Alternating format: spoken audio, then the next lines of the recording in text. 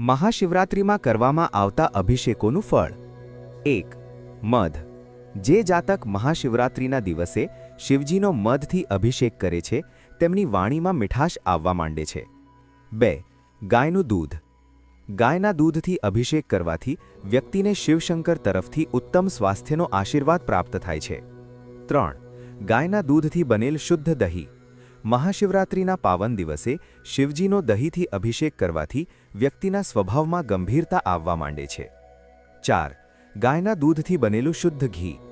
શિવલિંગ પર ગાયના શુદ્ધ ઘીથી અભિષેક કરવાથી વ્યક્તિના શરીરમાં દિવ્ય શક્તિનો સંચાર થાય છે. 5. ચંદનનું સુગંધિત અત્તર. ચંદનના સુગંધિત અત્તરથી શિવજીનો અભિષેક કરવાથી વિચારોમાં પવિત્રતા આવે છે. 6. શુદ્ધ ચંદન. જે જાતક મહાશિવરાત્રિના દિવસે શુદ્ધ ચંદનથી ભોલેનાથનો અભિષેક કરે છે તેમનું વ્યક્તિત્વ આકર્ષક થવા માંડે છે અને તેને સમાજમાંથી પૂર્ણ માન સન્માન પ્રાપ્ત થાય છે. 7. શુદ્ધ કેસર.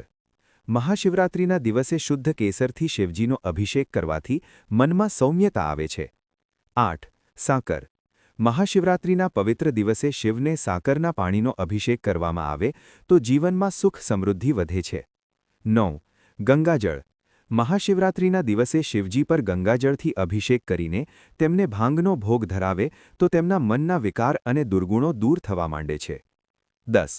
ભગવાન શંકર પર શિવરાત્રિના દિવસે 101 બિલીપત્રનો અભિષેક કરવાથી પાપ તાપ નષ્ટ થઈ જાય છે.